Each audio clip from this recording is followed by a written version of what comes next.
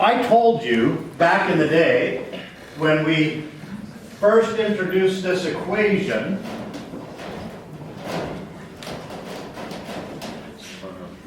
the wave equation, I told you that that worked for all waves, whether it was transverse waves, longitudinal waves, and then I said traveling waves and standing waves. Well, that seems strange because that's a speed. If it's a standing wave, it's not going anywhere, it's just oscillating.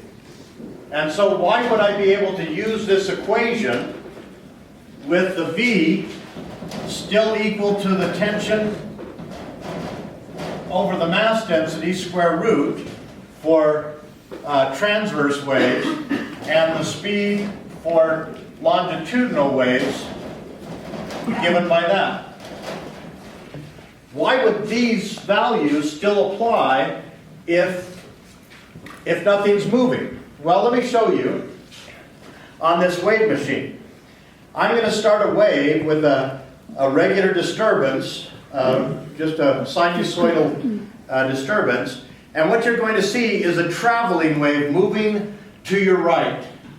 It's going to bounce off this end that's fixed and start coming back with a reflected wave. Now, as soon as it starts coming back, you're going to find something happen. As the wave comes back, the places where I have two waves, one going to your right and one going to your left, I get a standing wave. Watch what happens. Here we go. There's the wave going to your right, it bounces, it comes back, and now I've got a standing wave. Can you see the nodes? Can you see the antinodes? So what we have here is really two traveling waves that are passing through each other at the same speed, that speed. And in the process, when we add it up, we can show mathematically with about 30 minutes worth of ugly trigonometry that we get, no, we're not going to do it.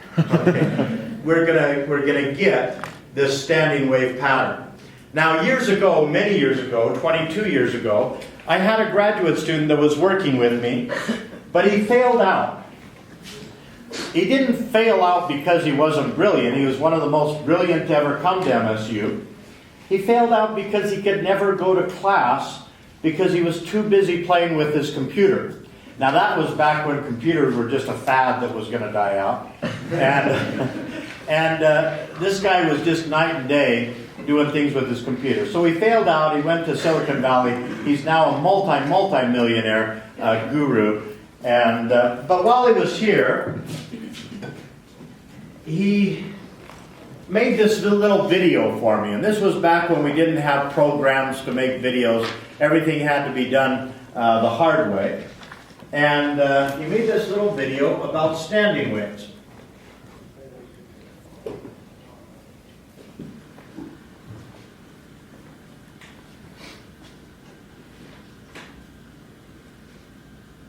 Here we show the superposition of two oppositely propagating, but otherwise identical sine waves.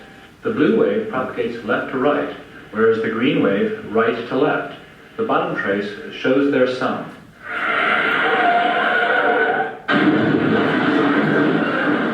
The addition of these two waves result in a wave that oscillates, but stands still, hence the name standing wave.